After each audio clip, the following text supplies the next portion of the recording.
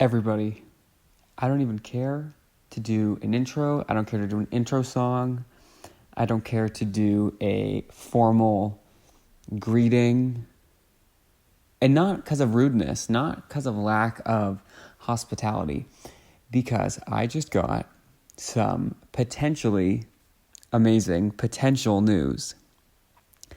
Anyone who's listened to this podcast, which is nobody, because again, nobody asked for this. Welcome to Nobody Asked for This. Fine, you got it out of me, your introduction.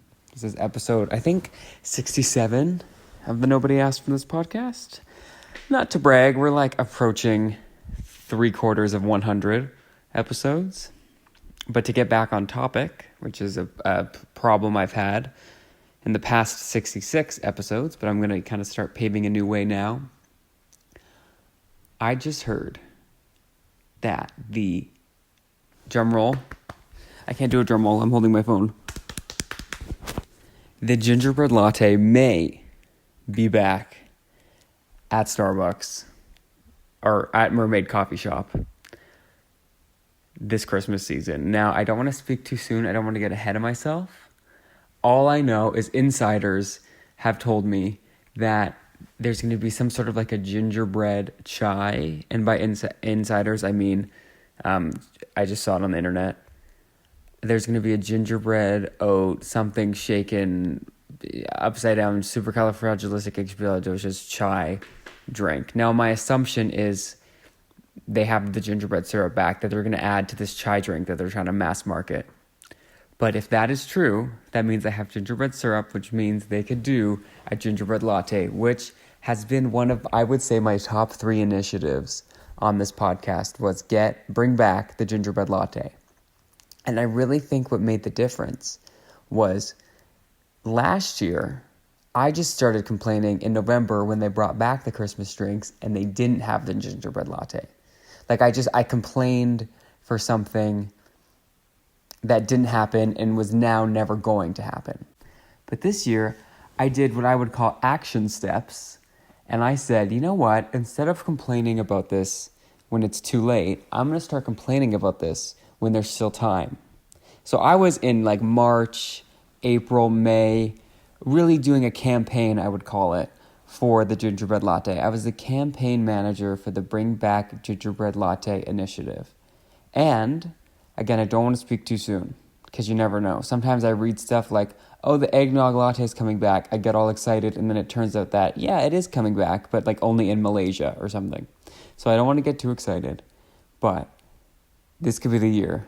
This could be the year we bring back the gingerbread latte. Now, while I'm talking to the mermaid of the Mermaid Coffee Shop, I have like, not a request, like I'm not super concerned about this aspect, but like if you're listening anyway, could we bring back, well, one, of course, the eggnog latte. The eggnog latte, I'm willing to, like if I had to pick one, I would say gingerbread, only because I feel like I could probably make an eggnog latte, you know what I mean? And like other stores, I'm sure I could find at like a artisanal something or other. What I like about eggnog is what I like about the eggnog latte is the eggnog, which I can drink eggnog. I can put eggnog in a microwave, like that's fine, like whatever. The gingerbread latte is a bit harder. Now, I was talking about a couple episodes ago how I was seeking out my own gingerbread syrup, hoping I don't have to do that because that sounds like a lot of work. It already took me multiple hours of searching, multiple customer service exchanges by both phone and email, mind you, to get my pumpkin spice syrup. So I hope like I can just go to Starbucks and pay essentially the price of what a bottle would cost of gingerbread syrup per one single unit, one single latte. Because that's the type of, person I am. Not super proud of it. But if anyone wants to get me a gift in the next couple months, I would say Mermaid Coffee Shop gift card would be the way to go. I can promise you it will get used. I can promise you I will be getting my star points. I actually have too many stars. I have to start using my stars, my Starbucks stars, because apparently they expire, which it is crazy to me. But also, like it really, I'm so scared to look at like what the, like I have 400 stars. I'm pretty sure, and I'm too scared to confirm this, but I'm pretty sure you get either 2 stars, or I think 1 star for every $2, I think is the thing. So like, okay, every $2 you get 1 star. I have 400 stars. That means I've spent $200 at Starbucks in the last however long. $200. It's actually, that's like, no, that's a lot of money. I'm not proud of that. I actually hope, like, I've talked about how, like, these scientists that are, all this AI and they're inventing, the latest and greatest. I'm fully in support of the oldest and mediocreest. Like, I don't think we need to be latest and greatesting anything. Like, I think we're good. I think we've gotten technology to a point where it's helping us, but it's like hasn't started to hurt us like too bad. I'm sure you could argue that it has hurt us, but like I think we're at a point where like the risk is low enough given the pros, like the rewards that we get from it. So I think we need to stop. But my fear is that one day these freaking scientists are going to figure out a way to discover like how much money you've spent over the course of your entire life, and then, which if that isn't bad enough, be able to break it down like you spent this thousandth of dollars on Starbucks. You spent $38,000 on McDonald's. Now, I wish I had $38,000 to spend on anything, but I feel like if I have spent $38,000 on anything, it's like a Wendy's or like Olive Garden or A&W, one of the major fast food chains. So yeah, I would just this is my plea. Like, please, if you are on some sort of a team that is researching this, trying to make this happen, like, I beg of you, please stop what you're doing. You don't know what you're doing. I'm sure you know what you're doing and you're very intelligent, so congratulations, but like, please think of the implications of your actions, Yeah.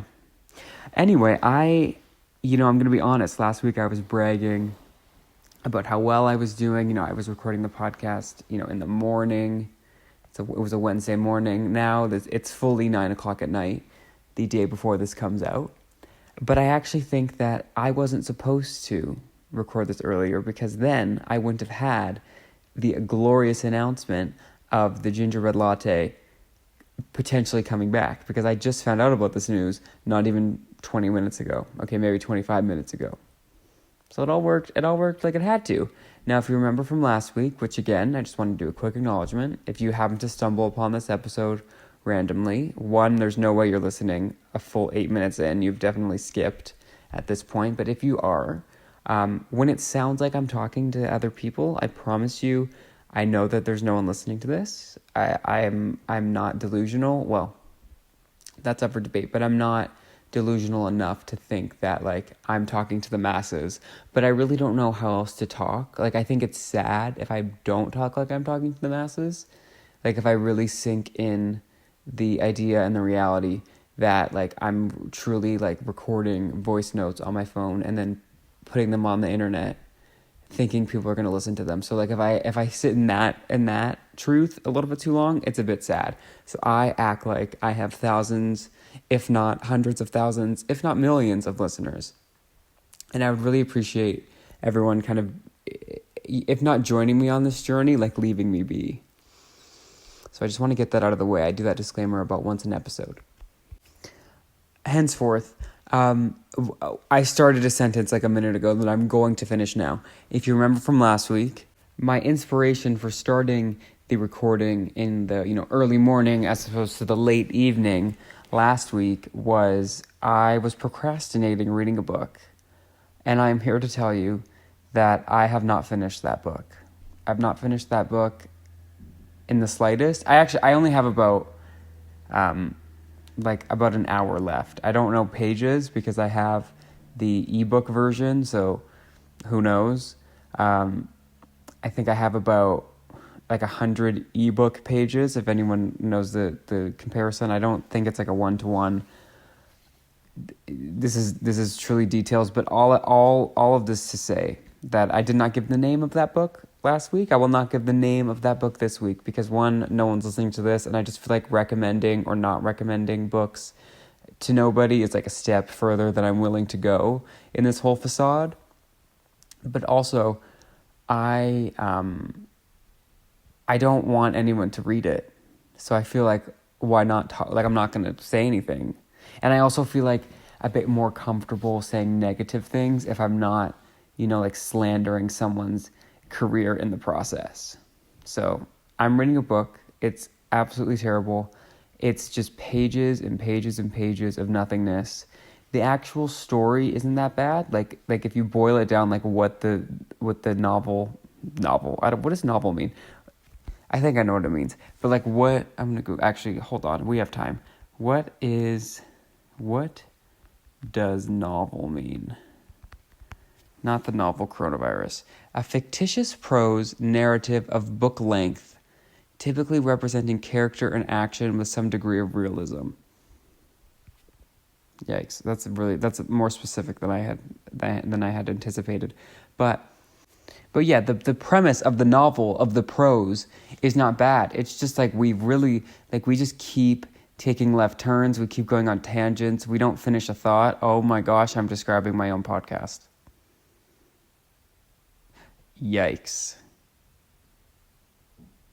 Okay, this was not a bit. This was not me planning out something fun. Okay. Basically, in conclusion, what I don't like about this book is what is probably what someone would not like about my podcast. Huh. Okay, you know what? Sorry, I'm losing my voice. I reject this narrative because it's one thing for me to do this on my own free will, on my own time. I don't force this on anybody. I don't even make my inner circle listen to this. But for somebody to be a New York Times bestselling author, which apparently, if you just browse any bookstore, is not hard to do, you would be hard-pressed to find, is that an actual term? You would be hard-pressed to find a novel or a non-novel in any sort of bookstore that doesn't say something alluding to being a New York Times bestseller. I'm Googling what hard-pressed means because we have time today. What does it mean to be hard-pressed? If someone is hard-pressed, they're under a great deal of strain and worry, usually because they not because they have not got enough money. Well,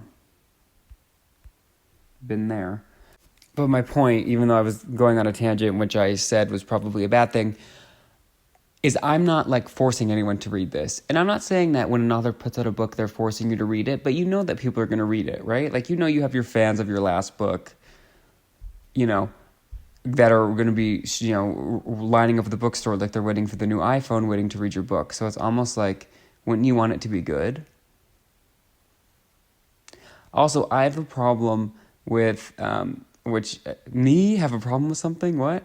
I have a problem with how on a book you can put like a review, like, they have those like blurbs or whatever, and it's like the greatest writer of our time.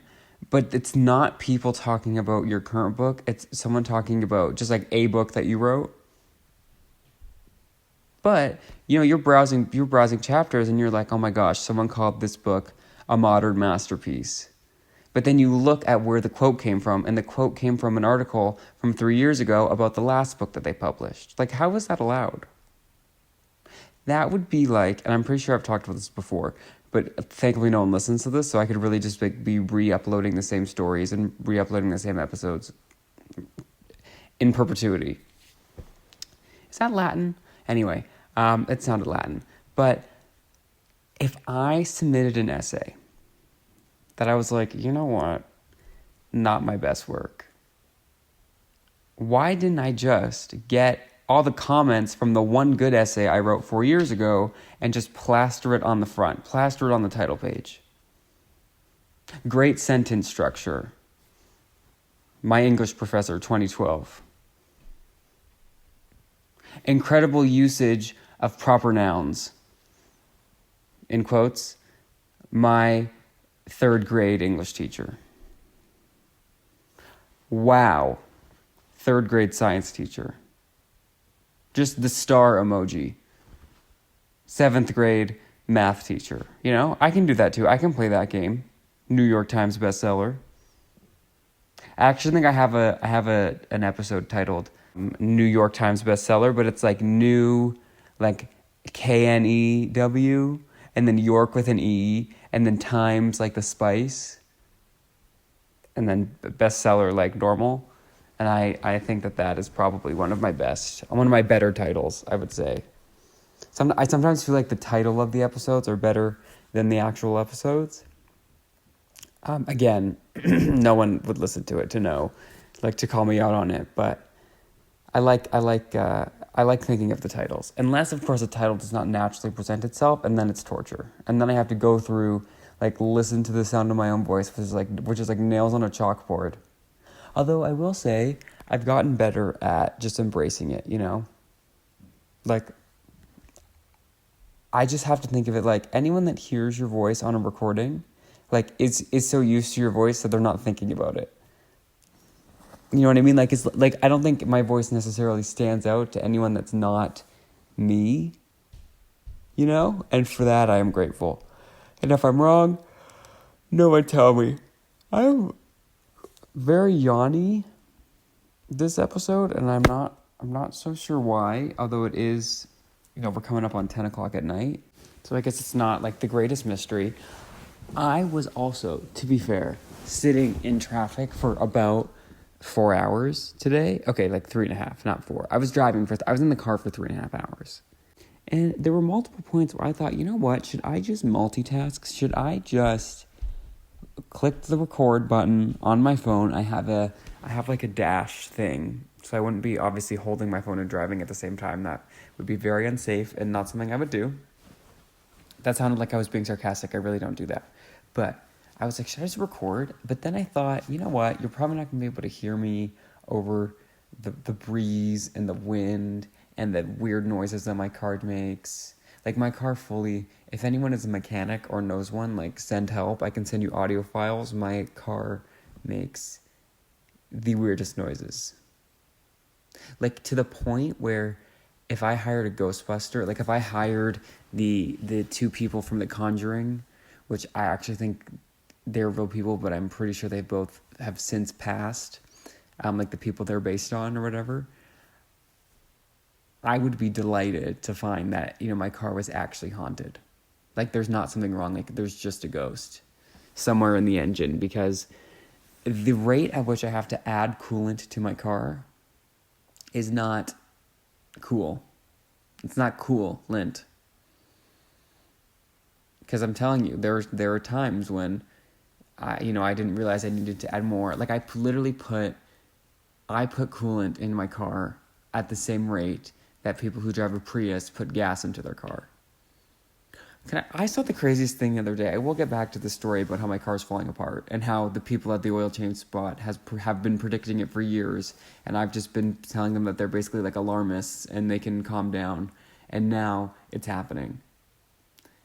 I'll get back to that. I fully saw a Tesla at a gas station the other day, and I just thought, why are you here? Like, obviously, what the heck was that?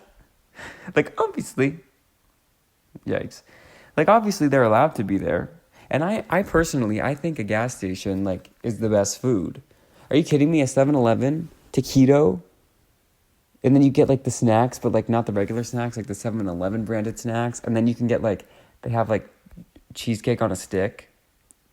Now, of course, if you're judging any of this stuff by the prices, like, it's downhill. But if you just go for the ambiance and for the experience and for the taste and for the flavor, 10 out of 10. And the drink prices at a gas station are, like, fairly cheap. It's like $1 for a soda, or like $1 or $2 for coffee. Like that's where they get you. Actually, no, where they get you is for the $7 cheesecake on a stick. I don't know, maybe sticks are expensive these days, but I don't know why this strawberry cheesecake literally needs to cost $9.99. I once went to, I can't remember the name of the restaurant, but I saw what looked like a full slice of cheesecake on a stick. I said, that's really odd that, it needs to be on a stick, but whatever. I think it might have been dipped in chocolate. I got it. I was at the register. They said, okay, that'll be like $7.99. I'm like, okay, a little bit more than I would have thought for like a fast food place, but whatever. Like, I'll go with it. I'm sure it's like a full slice of cheesecake. It was literally like, I don't know, 2 inches. Like, it was the smallest like dessert I'd ever seen. It was like it was a 2-bite brownie on a stick, essentially, of cheesecake for literally $9. So I bought 2, but I wasn't happy about it, and continue to not be. But yeah, I saw a Tesla at a gas station, and like not in the the parking lot part of a gas station, like in front of the shop part. There's like parking spaces. No, they were like fully pulled into like where you would pump gas, and I don't know if it was like some sort of a political statement. I don't know if it was Greta Thunberg, like saying, look at me now. Like, I don't know. I don't want to assume, but it's dark out there. I'm just going to switch gears because I have something else to talk about, and I don't really have like a smooth segue. Okay, I'm gonna hop in the Tesla and just smoothly drive us over to the next topic, which is I smell like onions. My defense I guess it would be my defense. Isn't it so funny how you say like, no, what would be the saying? You're like, in my defense, but then you say like, oh, he plays defense. It's just interesting to think about. We talk about how the English language makes no sense all the time on the Nobody Asked For This podcast. So I thought it was relevant to bring up. But my defense, my defense, because I mean like the active defense. Okay, my defense. I don't know. My defense against anytime I smell is to just say it. I'll be like, man, I smell like wet dog today. Just, you have to get it out in the open. You have to be the one to say it. And most of the time, people will be like, oh, no, you don't. No, you don't. And you're like, oh, thank you. Like, even if they're lying, it's, okay, oh, sure, thanks. I smell like onions. Probably because about an hour ago, I was eating a burger with raw onions. Now, I forgot to order my burger without, you guessed it, raw onions. I normally do. And I've gotten so used to picking it out. But I was like, you know what? It's not like this is a lunch break. Like, this is my dinner. I'm going to bed. I'll take a shower tomorrow. Like, it'll be fine. Like, before I see, other people. But if it was like on a lunch, like, I would get rid of it. Because for some reason, whenever I taste or I eat raw onions, I start like sweating onion in seconds. I probably have to see the doctor. I think I have somewhere in my emails, like a reminder email, that I have a doctor's appointment at some point. That wasn't me saying like I'm so busy, everyone's emailing me. The only reason my email is clogged is because I sign up for a lot of like random news subscriptions that I don't really mean to. Like, I did get an email just this afternoon, just as a for instance. I got an email from Candy Funhouse, which is not anything weird. It's literally a website where you buy candy. And the headline was, it's September and the Candyologists' fall picks are here. I mean, I'm always saying listen to the scientists. So for this newsletter, they're recommending Talkie lollipops with chili powder dip. They had to email me about that. And Cadbury Dairy Milk Salted Caramel UK. That's what it's called. And then a couple other fall selections. I don't want to give it all away. But yes.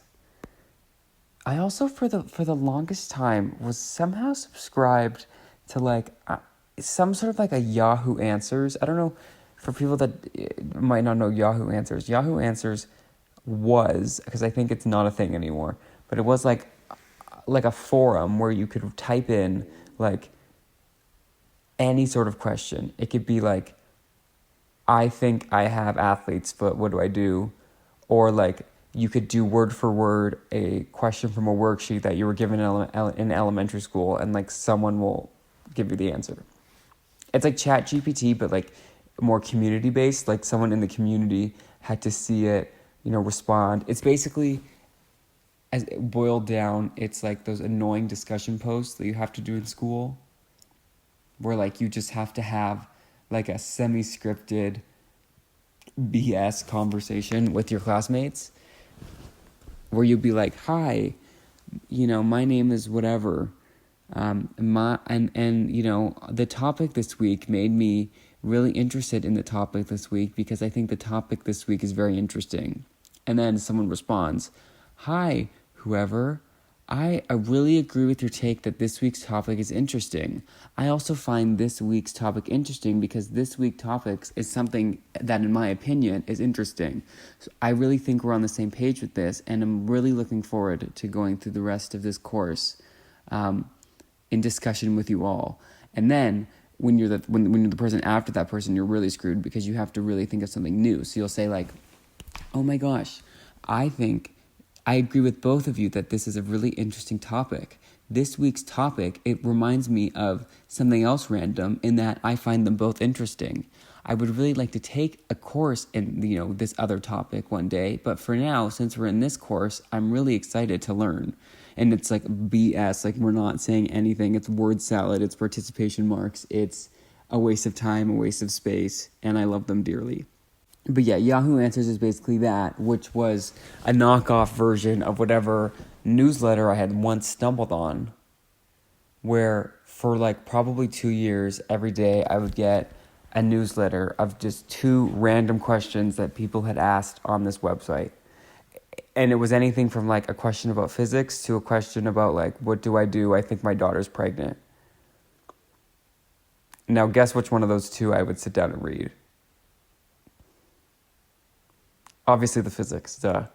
But no, it was like the craziest things. And I tried to unsubscribe a couple times, and they make unsubscribing to these things so difficult because it's not just like one button and you're done. Sometimes, on the rare occasion that the sun is in the right place and the moon is shining down on you, or whatever, you'll get a one-click unsubscribe, and they don't send you a confirmation email.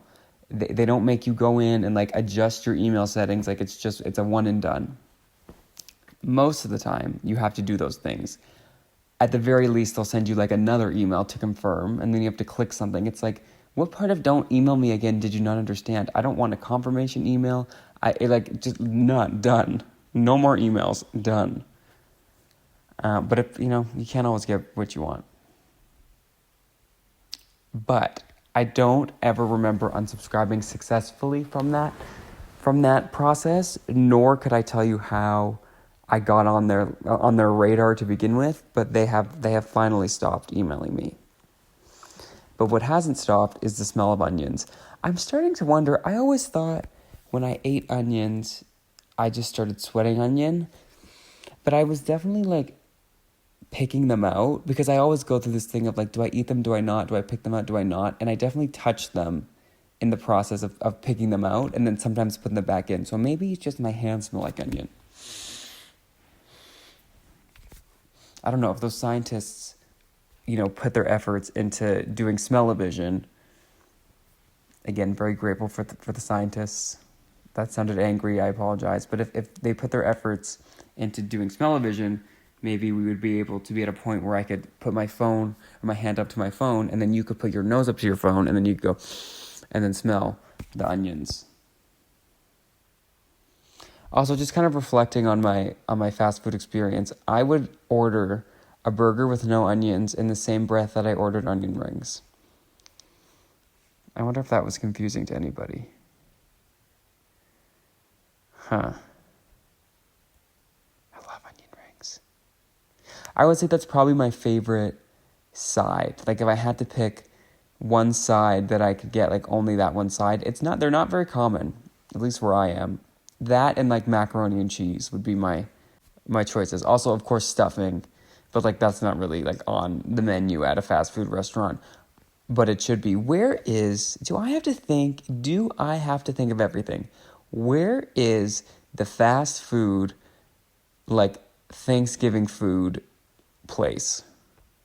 Where it's like year round, you can order Thanksgiving like through a drive-through window. Like, where is that? Like, I have to think of everything, which is really unfortunate for us. Like, I think if all of the good ideas, or not all of the good ideas, but if a lot of the good ideas on planet Earth just happen to reside in my brain, we're screwed, because I'm probably not going to, like, have them come to fruition.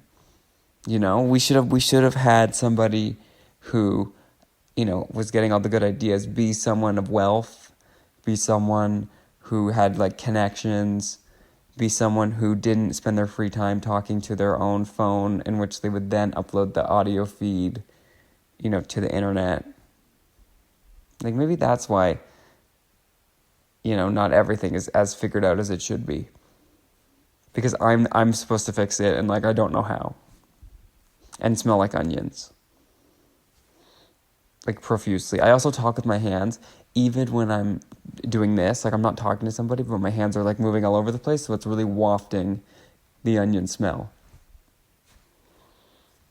It's like in high school chemistry when you're doing the experiments, and if you have to smell something, you're not supposed to just shove your face in the beaker. You're supposed to do a waft.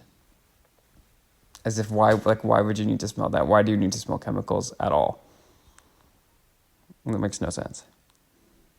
But you're supposed to waft. Okay, anyway, I'm gonna be really honest with everybody here. Sometimes I record an episode and I think I am a genius. That was the best thing I ever did. You know, my finest work. And sometimes I record an episode and think, well, that was 30 minutes, wasn't it? So this is one of the latter. I tried, okay? I sat in too much traffic today to, like, provide a show, you know? You can't, like, sit in traffic and then, like, you know, be a performer. Unless you're, like, a pilot. Because, like, the airport seems like there's a lot of traffic and, like, you can't. Yeah, I guess pilot is, like, the one job where, like, you can't really mess up. Like, sorry, not in a sense of, like, you can't do it wrong. Like, you can't, like, you know what I mean? Like, that's, like, some high stakes. Yikes, remind me not to be a pilot. Okay, anyway, I hope everyone has a splendid week, or at least, like, a decent week, at least. I just basically, in my head, came up with the phrase, at least. I was like, what's it called? It's, like, the opposite of most. At least. Anyway, if for whatever reason you have made it this far along and you think, I would like to hear more of this, I know the place. You go to podcast, nobodyaskedforthis.podbean.com. You can find us on Spotify, Apple, like, I think other places, but nowhere that I'm fully aware. I think, like, Samsung something, they have podcasts, Google Play, something or other. I feel like most people use Apple or Spotify, but you know what I mean. You can also find us on Instagram, Twitter, TikTok. I think that's it. Like, we don't really post, but if you want to, you know, if you just, yeah, I don't know, whatever, just for fun, just for ceremony, give us a follow. And I will talk to you next week. I will talk at you next week, more specifically, but, yeah. Take care.